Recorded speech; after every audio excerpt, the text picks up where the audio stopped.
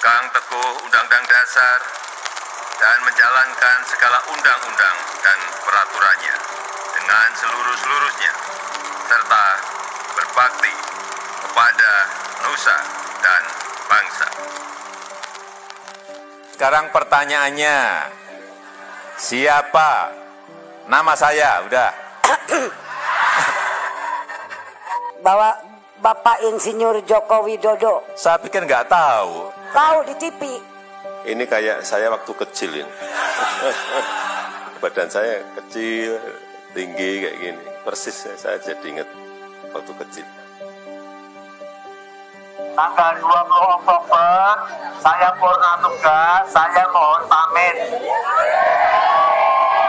Saya ingin mohon pamit, ya.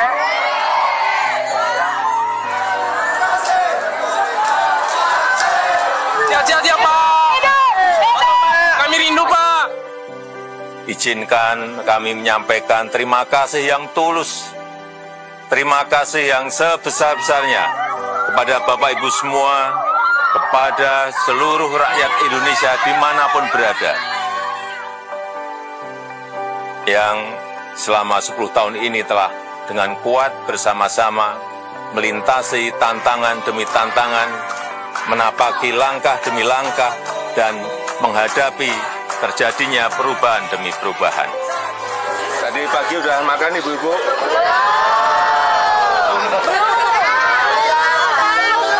Benar.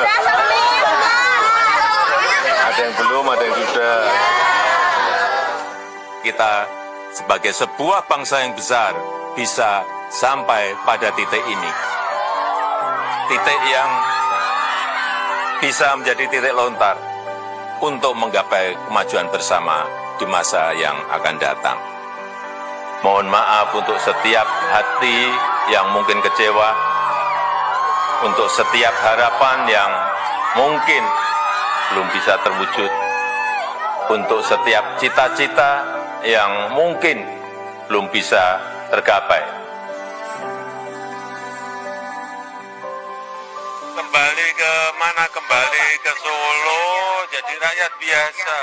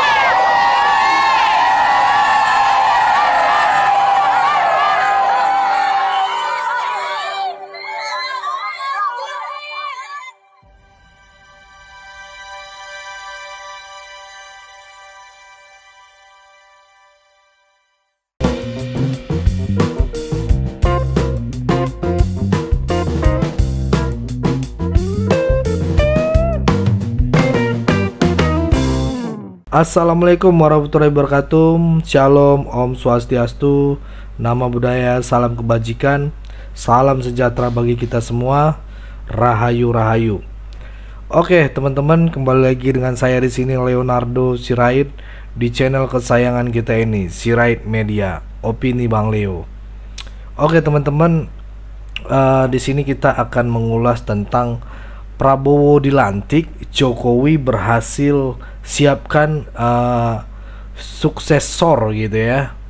Ini dalam sekali teman-teman ya. Kita mau bicarakan tentang peristiwa bersejarah kemarin ya, tanggal 20 Oktober. Ada 3 peristiwa bersejarah. Setidaknya momen pelantikan Prabowo Gibran, kemudian pelepasan Pak Jokowi ke kampung halaman ke Solo ya. Dan yang ketiga pengumuman menteri-menteri dan wakil menteri ya di malamnya. Jadi itu padat sekali ya schedule itu ya. Tidak ada celah sama sekali di situ teman-teman ya. Situ rentetan acara terus dilakukan gitu ya pada tanggal 20 Oktober itu. Nah, kita mulai satu persatu dulu ya teman-teman ya. Bagaimana kita melihat di pelantikan kemarin ya, yang sangat smooth lah. Kalau menurut saya smooth ya teman-teman, dan lancar gitu ya, dan ditandai dengan beberapa episode-episode yang menarik lah ya di dalam pelantikan itu sendiri ya. Saya melihat pribadi sebenarnya tidak ini adalah bagian dari sejarah gitu ya, di acara-acara pemerintahan yang dulu-dulu tidak seperti ini. Dan ini membuat kita sebagai pedoman, inilah yang layak untuk menjadi contoh kemarin ya. Memang itu namanya sangat spektakuler ya, sangat menggembirakan gitu ya. Banyak orang rakyat itu terlibat di sana ya. Tapi juga salah satu yang terpenting tentu saja kalau buat saya sih adalah pulangnya Pak Jokowi ke Solo ya, gitu ya. Setelah ini menurut saya walaupun saya tidak katakan di awal ini ya adalah hari yang sangat menggembirakan, tapi kemudian pada saat yang sama kita juga tahu bahwa setelah 10 tahun kita dipimpin oleh Pak Jokowi ya, kali ini sekarang Pak Jokowi itu sudah memutuskan untuk pulang ke Solo ya. Kita sudah dengar begitu banyak spekulasi macam-macam ya, yang antara lain digunakan untuk menjatuhkan siapa itu Pak Jokowi. Tapi sekarang sudah terbukti semuanya berjalan dengan baik dan beliau pulang, dan kita akan lihat ya, diberikan kesempatan gitu ya untuk terbang gitu ya. Banyak kemarin yang marah-marah juga karena kenapa dia masih menggunakan pesawat dari pemerintahan, pesawat Indonesia, dan dikawal Sukhoi. Dan menurut saya itu layak untuk diapresiasi gitu. Orang-orang yang cibir seperti inilah kita tahu orang-orang yang sakit hati teman-teman. Sakit hatinya mendalam, sangat-sangat membabi buta ya. Masa Pak Jokowi mau pulang ke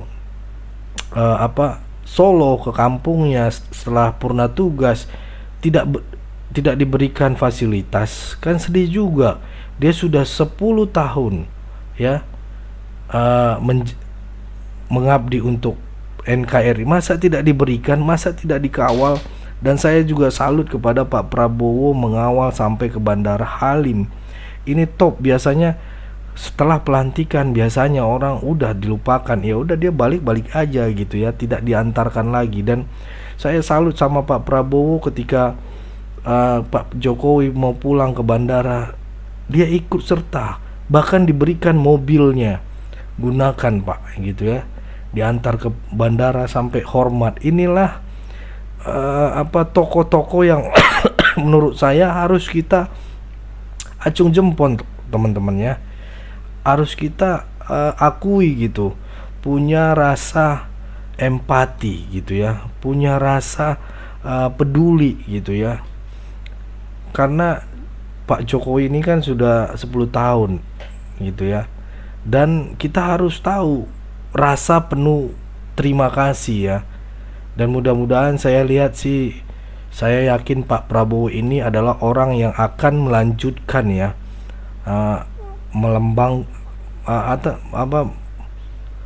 mengumandangkan terus apa yang sudah dimulai oleh Pak Jokowi selama 10 tahun terakhir, dan itu terasa sekali ya, dan kita bisa merasakan bagaimana Pak Prabowo itu senantiasa berusaha menunjukkan secara tegas gitu bahwa saya dan Pak Jokowi itu adalah seperti satu paket lah gitu ya.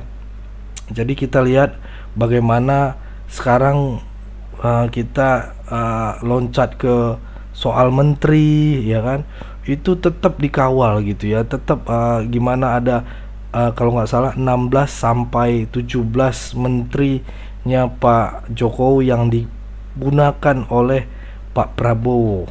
Saya kurang tahu persisnya, tapi yang jelas teman-teman, menteri-menteri di zamannya Pak Jokowi itulah juga untuk menjadi contoh berkelanjutan gitu ya. Biasanya kan langsung begitu ganti petinggi ataupun direktur ataupun pejabatnya, semuanya dipotong gitu, semuanya dikeluarkan, semuanya dipecat ya.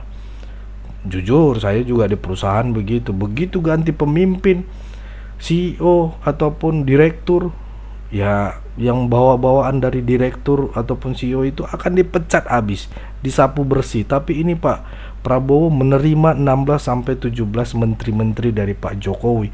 Itu salut gitu ya, dan berkompeten gitu ya. Memang punya kapabilitas ya yang baik gitu ya, dan pengabdian yang baik gitu ya, tidak korupsi dan sebagainya, punya emban yang besar gitu ya, mengembankan gitu ya tentang untuk meningkatkan negeri ini gitu. Kalau bagus ya pakai gitu, jangan bagus nggak bagus pokoknya gue buang gitu. Itu kasar namanya teman-teman, nggak beretika gitu ya. Dan itu akhirnya antara Pak Jokowi dan Pak Prabowo itu, momen pelantikan ini dikaitkan dengan tadi itu, dengan transisi kepemimpinan. Gimana ya, pertama-tama harus kita sampaikan ya bahwa momen beberapa hari ini adalah momen kemenangan akal sehat gitu ya teman-teman ya. Akal sehat, cara berpikir yang sehat, kemenangan orang-orang waras kalau menurut saya teman-teman ya. Kemenangan kaum yang mencintai negaranya, yang menginginkan ya negaranya menjadi negara maju. Pertama-tama misalnya ya, kita bisa lihat dari prosesi transisi dulu ya. Kita harus berterima kasih bahwa produk presiden terpilih yang dimulai dengan terpilihnya Pak SBY, kemudian Pak Jokowi, dan sekarang Pak Prabowo. Kalau kita lihat ya teman-teman, coba kita flashback transisinya, semuanya bagus ya. Pak SBY walaupun berbeda garis politik dengan Pak Jokowi, namun sebagai mantan presiden ya, presiden 2 periode, dia juga menunjukkan sifat kenegarawannya gitu ya, sifat kedewasaannya sebagai pemimpin kita gitu ya. Dia menyiapkan transisi walaupun ya harus menunggu sampai ke waktu Pak Jokowi dilantik gitu teman-teman. Namun setidaknya ya Pak SBY menjaga proses keberlangsungan itu dengan penuh damai ya. Jadi kita juga nggak boleh melupakan apa yang sudah dibangun oleh Pak SBY, bahwa transisi ini dimulai dari kedewasaan seorang yang bernama Susilo Bambang Yudhoyono. Nah yang kedua teman-teman ya, ini disempurnakan oleh Pak Jokowi dengan cara yang lebih perfect lagi gitu ya, lebih lengkap lagi. Karena saya tahu dari berbagai sumber teman-teman, sejak Pak Prabowo terpilih sebagai presiden pada Februari 14 Februari kemarin yang lalu ya, sesungguhnya itu sudah berlangsung transisi itu teman-teman, sudah berjalan perlahan. Artinya dari berbagai sumber yang saya dengar, segala sesuatu setelah momen itu Pak Jokowi selalu menjadi membangun itu gitu, membangun transisi itu gitu ya, memberikan kepada menteri-menterinya catatan-catatan ataupun keputusan, setidaknya harus melalui konsultasi dengan Pak Prabowo. Teman-teman merasa nggak di sini? Kalau saya sih merasa, teman-teman ya, Pak Jokowi selalu apa-apa coba tanya Pak Prabowo kepada menteri-menterinya gitu ya. Transisi sudah berjalan, dan karena transisinya berjalan dengan keleluasaan yang diberikan oleh Pak Jokowi, maka bisa kita lihat prosesnya juga berjalan baik, teman-teman ya. Apa yang disiapkan oleh Pak Prabowo ke depan bisa tidak lagi membuang waktu gitu ya, tidak membuang-buang waktu gitu untuk menjaga ini, ngajak damai ini, ngajak ini, karena tinggal langsung kerja gitu ya. Karena sudah dipersiapkan dari Februari tanggal 14 Februari 2024 kemarin yang lalu gitu ya, sampai ke hari pelantikan kemarin gitu ya.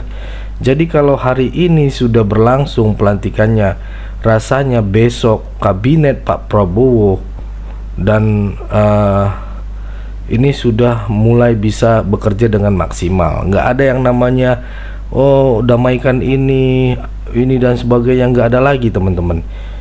Saya melihat di situ. Tapi bagaimana nanti pandangan teman-teman, coba komen di bawah ya. Karena proses katakanlah formalitas gitu ya, proses persiapan yang untuk bekerja itu sudah dikerjakan dengan efektif selama Februari sampai Oktober ini gitu ya. Oktober sekarang ini 8 bulan ini catatan yang luar biasa menurut saya, teman-teman. Dan catatan ini harus menjadi kebiasaan kita bahwa Pak Prabowo nanti ya insya Allah ya bisa 2 periode memimpin Indonesia gitu ya. Juga menyiapkan transisi yang sama, mulusnya sama, baiknya seperti sekarang ini yang dibangun oleh Pak Jokowi. Artinya Pak Prabowo juga harus menyiapkan calon pengganti. Dia setelah 10 tahun dia menjabat, memimpin gitu ya, teman-teman, agar kemudian berkelanjutan kita menuju Indonesia emas itu cepat gitu, itu bisa tetap terjaga dengan baik. Karena banyak kita tahu kan, teman-teman, ganti pemimpin, ganti visi misi, ganti pemimpin, ganti program gitu kan, ganti pemimpin diubah gitu-gitu ya. Artinya kita semua punya tanggung jawab untuk ikut ambil bagian membantu sukseskan Pak Prabowo 10 tahun ke depan ini, teman-teman. Karena saya yakin Pak Prabowo juga akan maju lagi di 5 tahun ke depannya gitu ya. Katakanlah ini sebagai momentum besar kemenangan akal sehat gitu ya di Indonesia. Yang kedua kita harus apresiasi, teman-teman, bahwa produk presiden terpilih melalui pemilu langsung, yaitu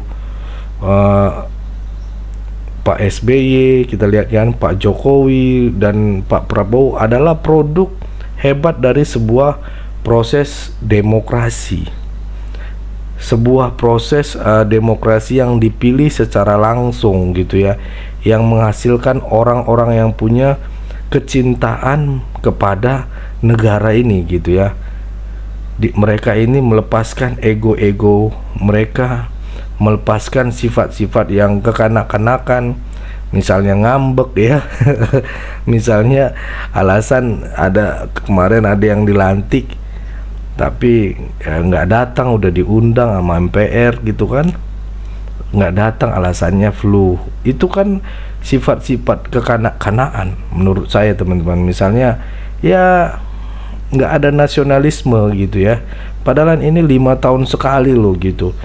Ya udahlah, kita hilangkan dulu sejenak gitu ya, rasa ngambek, rasa ini gitu. Lihat Pak Prabowo ketika diundang sama Pak Jokowi hadir untuk pelantikan, dia hadir. Kalian kalau masih ingat, jiwa kesatriannya itu luar biasa menurut saya. Di situ saya paham betul bahwa inilah nasionalisme. Kenapa saya bilang diundang Pak Jokowi, dia datang, hadir Pak Prabowo. Ketika disebut sama Bang Sud, ya Bambang Sutioso, ya Ketua MPR pada saat itu, disebut selamat datang undangan Pak Prabowo Subianto, dia berdiri terus dia hormat. Itu luar biasa teman-teman. Dia tahu kita sesama anak bangsa. Saat kita bertanding, ayo kita bertanding, ya. Saat kita berkompetensi, ayo gitu. Tapi kalau sudah selesai, selesai gitu. Jangan dibawa-bawa ke depan, jangan dibawa-bawa ke masa lalu gitu ya. Karena tujuan kita satu sama, kita merah putih, kita mencintai negeri ini, kita mau membangun bangsa ini, kita adalah anak bangsa pilihan gitu ya. Itu ya teman-teman, kira-kira itu ya yang bisa saya bagikan teman-teman ya. Karena ini menurut saya transisi ini sangat bagus gitu ya. Inilah yang harus jadi panutan. Panutan apa? Buat anak cucu kita. Panutan apa? Buat di perusahaan, di kantor, di tempat pekerjaan gitu ya. Ini bagus untuk digunakan template seperti ini gitu ya. Kalau kita kait-kaitkan, kita lihat dalam konteks politik Indonesia, ini kan sesuatu yang terobosan ya. Kalau biasanya kan pengalaman-pengalaman transisi di Indonesia itu kan selalu ya nggak enak mulusnya gitu ya teman-teman ya. Malah dalam beberapa hal itu ada sampai berdarah-darah gitu ya. Kalau kita kaitkan dengan masa lalu Indonesia ya, jangankan masa lalu Indonesia, kita di perusahaan kita aja gitu ya, masalah transisi ini ya, pasti ganti pemimpin, ganti juga visi misi, ganti juga arahan gitu ya. Itu yang tidak enaknya gitu ya. Nah, ini kita sudah melihat bagaimana Pak Jokowi menyiapkan suksesor ini ya, dan diterima dengan baik gitu ya, dan berlangsung mulus. Produk presiden terpilih kita setelah reformasi ya, yaitu Pak SBY, Pak Jokowi, dan Pak Prabowo, ini memang produk terbaik yang dimiliki oleh bangsa kita gitu ya. Kalau kita lihat misalnya mengapa proses ini mudah berjalan gitu ya, mulus misalnya ya, mau tidak mau kita harus apresiasi teman-teman. Ini diawali oleh Pak SBY sesungguhnya. Kalau menurut saya ya teman-teman, Pak Jokowi itu kan berbeda pilihan politiknya. SBY tidak menyiapkan Pak Jokowi sebagai penggantinya. Pak SBY dalam posisi netral ketika itu, tidak menyiapkan calon penggantinya ya pada saat itu ya. Bagi saya bisa terima keputusan pribadi Pak SBY untuk netral seperti yang dilakukannya. Tetapi ya, saya lebih mengapresiasi seorang pemimpin harus menyiapkan penggantinya teman-teman, seperti yang dilakukan oleh Pak Jokowi kepada Pak Prabowo. Estafet itu perlu teman-teman. Mengapa demikian? Karena masa waktu kepemimpinan di Indonesia hanya 2 kali 5 tahun gitu ya. Bisa dikatakan hanya 10 tahun ya. Kita membutuhkan berkelanjutan setiap presiden ke presiden berikutnya gitu ya. Jadi apa yang sudah baik disiapkan oleh Pak SBY itu disempurnakan sebenarnya oleh Pak Jokowi.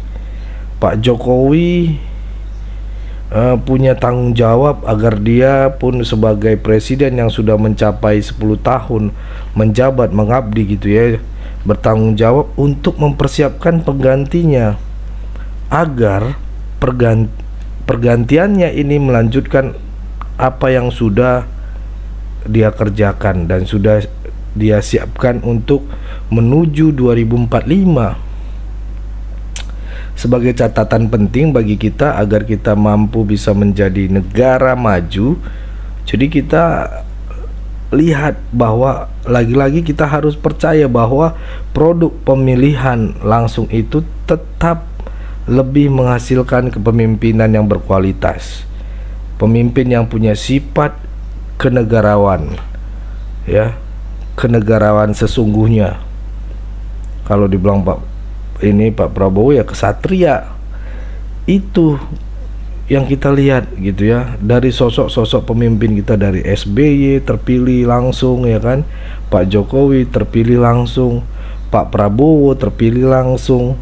Mereka bertiga mengajarkan keteladanan seorang kepemimpinan yang punya sifat kenegarawan gitu ya teman-teman. Ini yang menarik menurut saya ya teman-teman ya, karena harus kita pahami gitu, kita harus sadari juga, jangan sekedar lewat aja. Ini adalah keteladanan teman-teman ya, itu menurut saya teman-teman ya. Sebenarnya kalau kita kembali ke beberapa tahun yang lalu, kita bisa lihat sebenarnya Pak Jokowi orang yang cukup andil sebagai seorang presiden. Dia tidak melihat latar belakang kandidatnya yang dia persiapkan gitu kan, tetapi dia melihat kompetensi sebenarnya gitu ya. Kalau kita lihat, dia selalu memunculkan nama-nama orang-orang yang dianggap compatible gitu ya, layak gitu ya. Mulai dari misalnya Mas Erick Thohir, misalnya terus Sandiaga Uno, misalnya kemudian Ganjar ya, dan juga Pak Prabowo ya.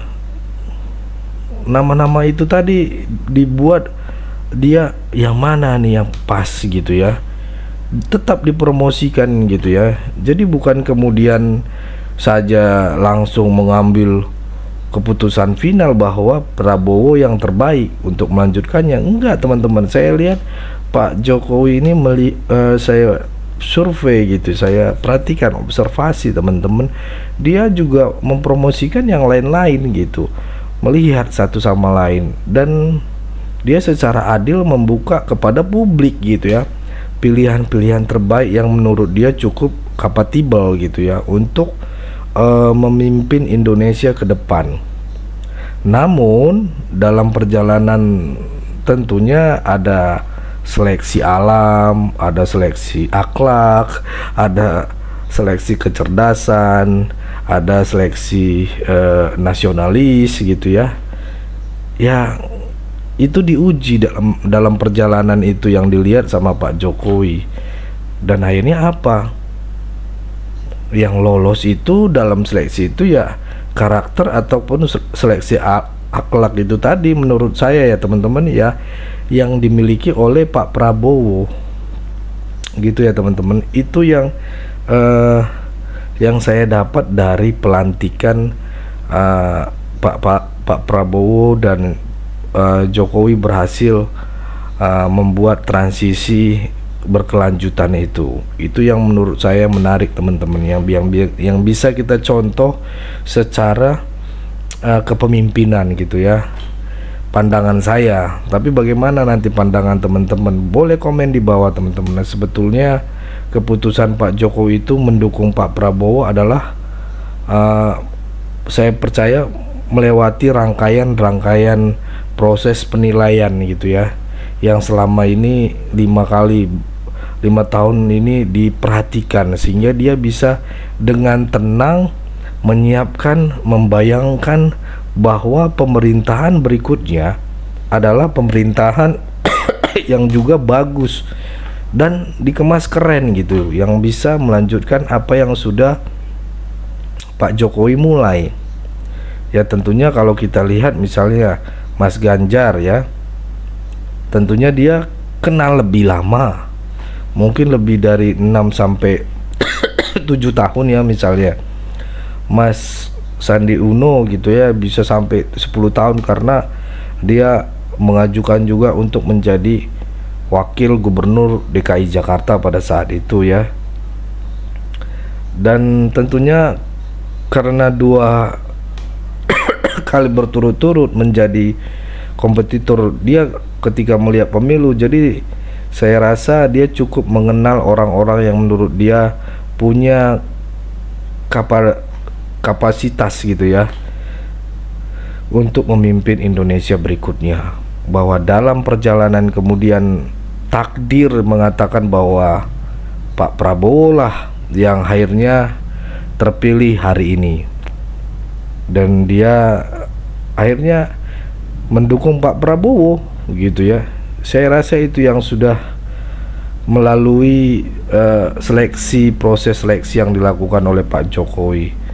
Mungkin atas kompetensi saja, nggak hanya kompetensi saja, tapi banyak proses-proses yang dilakukan. Tetapi juga dia ingin presiden pengganti dia punya nalar yang sehat, punya cara yang berpikir yang logik ya. Ini juga ingin presiden yang akan menggantikan dia punya kompetensi pemahaman atas politik lokal, juga politik internasional ya. Dia ingin, mungkin Pak Jokowi ingin pemimpin yang menggantikan dia punya kecintaan yang dalam pada negara ini, bangsa ini gitu ya. Dengan begitu kemudian bisa membebaskan dirinya dari tekanan-tekanan pihak lain. Misalnya ya para penghujat itu yang bilang nggak bisa apa-apa gitu ya. Nah itu saya rasa ada dari beberapa nama tadi ya, Pak Prabowo memang yang terbaik sebagai pilihan untuk melanjutkan kepemimpinan daripada Pak Jokowi yang sudah membuat ini gitu ya. Nah itu poin-poin yang bisa saya berikan teman-teman terkait dengan hal-hal yang dilihat sebagai bukti kompetensi kepemimpinan mendatang. Itu yang menjadi cerminan dari pidato Pak Prabowo ya. Dari pidato Pak Prabowo, pidato perdananya luar biasa. Dia bilang jangan mau mendengar isu-isu mengadu domba, fitnah, headline-nya itu. Dan menurut saya ini sangat-sangat mulia untuk menjaga stabilitas bangsa kita gitu ya. Dan saya pastikan Pak Prabowo mampu melanjutkan apa yang sudah dibangun oleh Pak Jokowi. Bagaimana pandangan kalian teman-teman? Bolehlah kalian berikan komentar. Mungkin cukup segitu aja, nanti saya ngomong terus kalian nganggap saya wah ini cuap-cuap doang. Tapi saya pengen teman-teman juga memberikan masukan, komentar dan sebagainya. Kita bertukar pikirannya. Apakah transisi yang dibagikan oleh, yang dibangun oleh Pak Jokowi ini adalah salah satu patut untuk dicontoh? Kalian bisa komen di bawah ya. Pesan saya pokoknya tetap jaga persatuan Indonesia, jangan mau dipecah belah, jangan mau diadu domba, karena NKRI harga mati. Saya Leonardo Sirait, jangan lupa share video ini. Bye bye.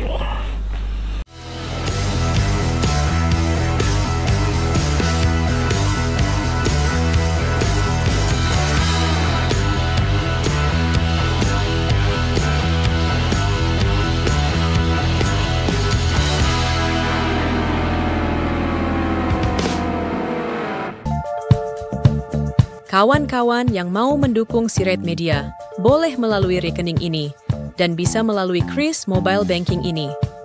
Dengan cara scan barcode Kris ini, di mobile banking kawan-kawan.